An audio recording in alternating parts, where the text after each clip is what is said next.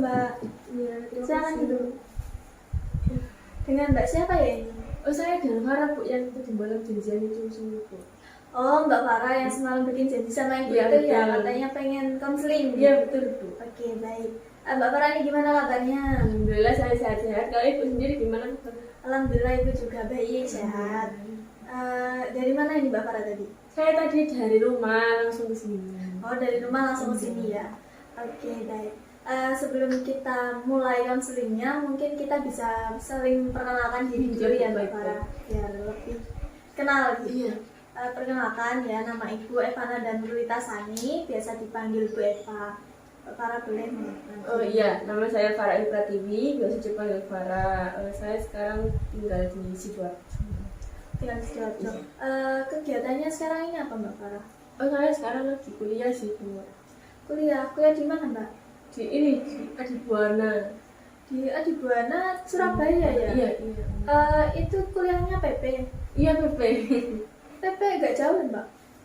Lumayan sih Bu, kalau nggak macet mungkin 45 menit, tapi kalau macet bisa 1 jam lebih kayak gitu. Oh ya, lumayan jauh Iya, ya iya. sebenarnya. Kenapa nggak ngkos saja Mbak Farah? Gimana ya? Kan kebetulan tuh ayah saya juga kerjanya deket kampus. Oh, Nah, kan gitu. ayah saya itu PP, masa saya ngekos jadi saya nggak enak gitu. Oh, Kan gitu. ayah saya bisa kok, saya nggak bisa ya gitu nih. Oke, baik. Lebih hemat biaya juga. Lalu untuk sekarang ini kuliahnya masih daring atau sudah mulai luring Mbak? Masih daring sih Bu, tapi kadang-kadang kalau ada dosen yang pengen luring, mungkin ada yang mau dijelaskan lebih gitu atau praktik-praktik mungkin kita luring, tapi juga tidak semua sih, cuma beberapa mahasiswa aja karena kan juga dibatasi juga kan Bu, dan teman-teman juga kan nggak semuanya di Surabaya, pada balik kampung semua sejak awal-awal pandemi. Oke, iya. Sekarang ini sudah mulai turun ya, kemungkinan besar mungkin setahun atau 2 tahun lagi mungkin sudah banyak yang luring ya, semoga Iya, saja. semoga saja. Tanya, enakan luring apa daring nih Mbak Farah? Kalau dulu ya mungkin pengen luring, tapi karena sudah kelamaan daring, otomatis Enakan daring. tidak nyaman di daring gitu loh. Bukan kan kemarin itu cuma berapa ya, semester 1 sampai semester 3 kalau nggak salah Bu, saya luring itu. Jadi kayak sebenarnya tuh pengen luring, tapi kok apa ya, tiba-tiba langsung kepotong sama keadaan itu, jadi kayak lah pasrah aja, daringnya nggak apa-apa. Oke, baik. Kalau kemarin pandemi semester 1 sampai 3 itu belum pandemi ya? Berarti sekarang semester berapa Mbak Farah? Semester 5 begitu. Oh, tiba-tiba udah semester 5 ya? Nggak kerasa pastinya.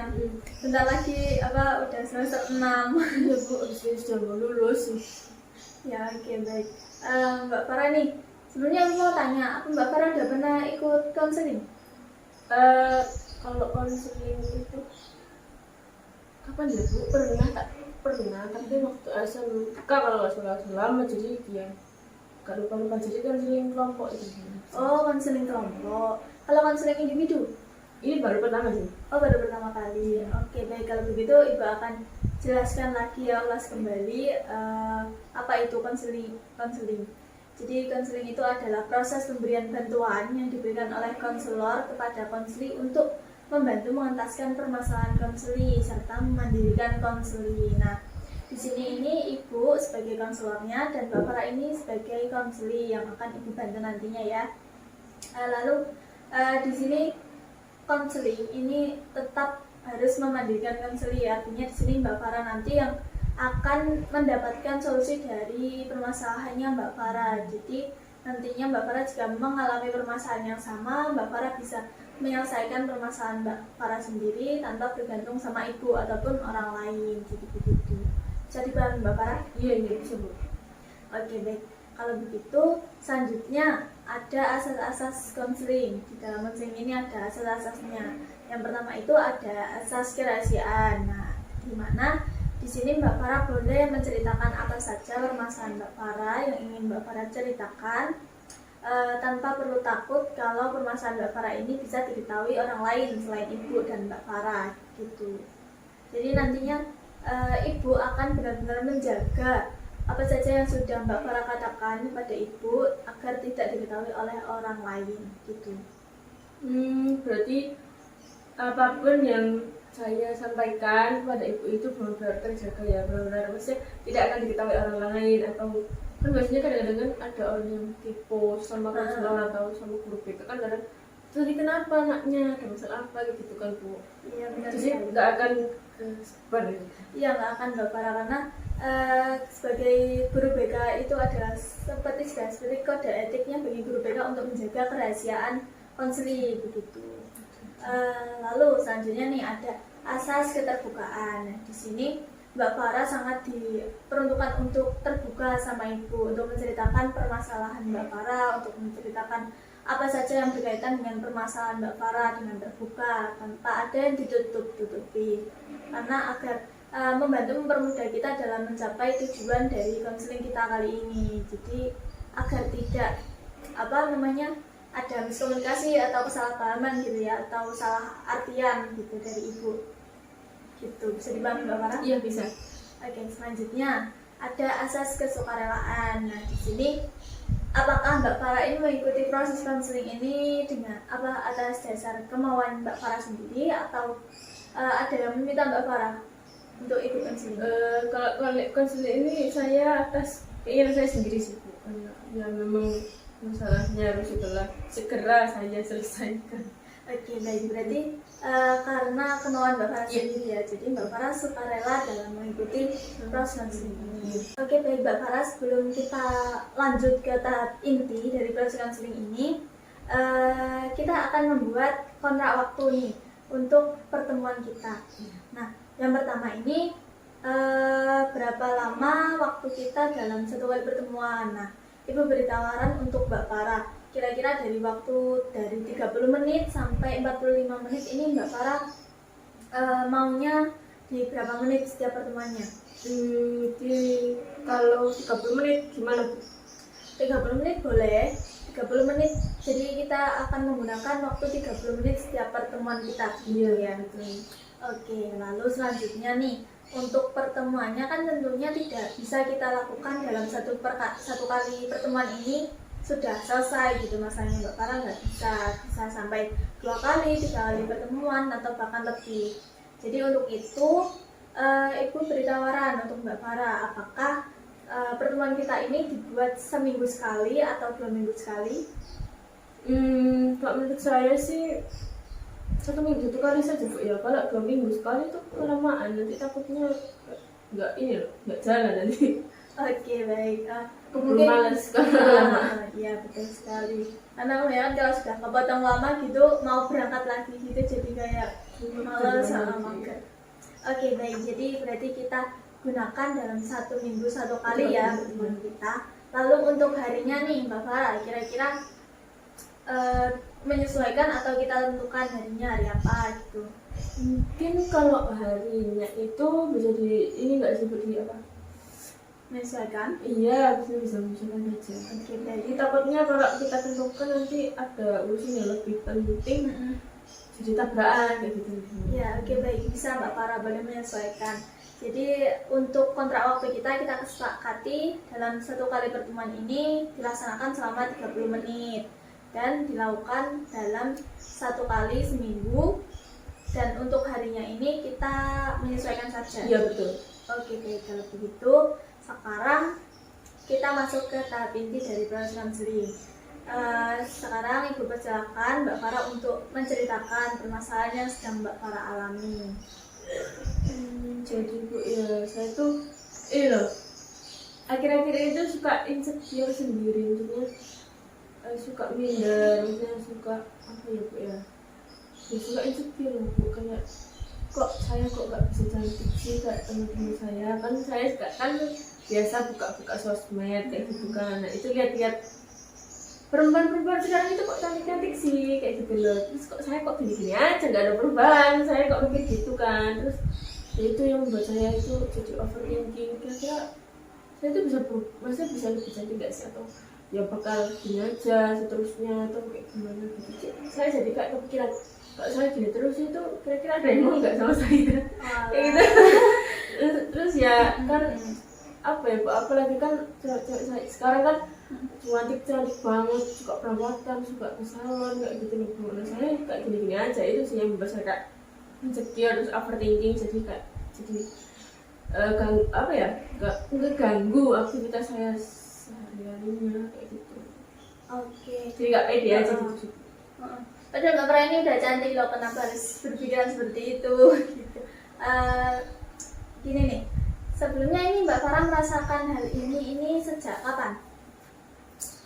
Merasa insecure ini sejak ini loh, sejak saya mau kuliah. Karena kan lulus SMK itu kan pasti anak-anak itu banyak perubahan, maksudnya ya entah itu perubahan dalam fisik atau perubahan dalam apa ya, ilmu atau dan lain-lain kan Bu. Nah itu, tapi kebanyakan tuh saya lihat itu kok makin cantik-cantik semua teman-teman saya lah, sedangkan saya kok gini-gini aja, gak ada berubah-berubahnya kayak gitu loh, mungkin berubah lebih cantik atau lebih apa kayak gitu loh. Dan mulai mau masuk kuliah sih. Oke, baik, itu mengerti. Jadi permasalahannya Mbak Farah ini intinya Mbak Farah merasa insecure karena Mbak Farah ini merasa orang-orang yang lain itu sudah ada perubahan atau semakin cantik, dan Mbak Farah ini merasa Mbak Farah belum mengalami perubahan itu gitu ya, sehingga Mbak Farah jadi overthinking dan mengganggu. Mengganggu kegiatannya Mbak Farah ini misalnya seperti apa Mbak Farah? Ya kayak apa ya Bu, ganggunya itu jadi bikin saya itu terus-terusan banyak ngelamun, terus kok saya kok cantik sih, kok saya juga makin ngerasa makin gendut kayak gitu loh Bu. Jadi kayak udah gak cantik, gendut, kok gini banget sih, kayak ya jadi minder kalau ketemu orang-orang teman-teman, apalagi teman-teman saya yang lebih cantik-cantik juga. Kok aku kok nggak kayak dia ya, kok dia kok lebih cantik, kok saya, sedangkan saya itu ya nggak cantik-cantik amat, terus gendut, jadi ya ganggu banget, ya bikin saya sering ngelamun. Terus saya juga malah kayak berusaha untuk diet, untuk ngurangin porsi makan kayak gitu. Jadi ya berusaha untuk ya apa itu ya, ganggu banget sih. Pikiran saya juga kemana-mana kan, nggak fokusnya kayak pengen ngurusin diri, pengen bercantik diri kayak gitu sih. Oke, baik, berarti ini sangat mengganggu sekali ya Mbak Farah untuk kehidupan sehari-harinya Mbak Farah gini. Oke, kalau begitu Ibu mau memberi skala pada Mbak Farah dari skala 1 sampai 10. Nah, di skala 1 ini Mbak Farah ini merasa menerima Mbak Farah apa adanya. Mbak Farah merasa diri Mbak Farah ini sudah sempurna, sudah cantik, dan Mbak Farah ini nggak insecure. Nah, lalu di skala 10 ini Mbak Farah merasa Mbak Farah sangat-sangat insecure dan tidak percaya diri, merasa Mbak Farah ini benar-benar tidak seperti wanita-wanita yang lain. Mbak Farah lihat lebih cantik dari Mbak Farah gitu. Kira-kira Mbak Farah sekarang ini ada di posisi skala di mana? Kalau yang insecure ini skala tinggi ya, berarti yang 8 mungkin. 8, berarti sangat tinggi ya Mbak Farah. Berarti Mbak Farah ini sangat merasa insecure yang benar-benar berlebihan. Oke, baik, kalau begitu di sini Ibu beri pertanyaan keajaiban atau biasanya disebut miracle question. Nah, di sini Mbak Farah coba bayangkan nih, misalnya nanti malam ini Mbak Farah tidur, istirahat, kemudian mendapatkan mimpi.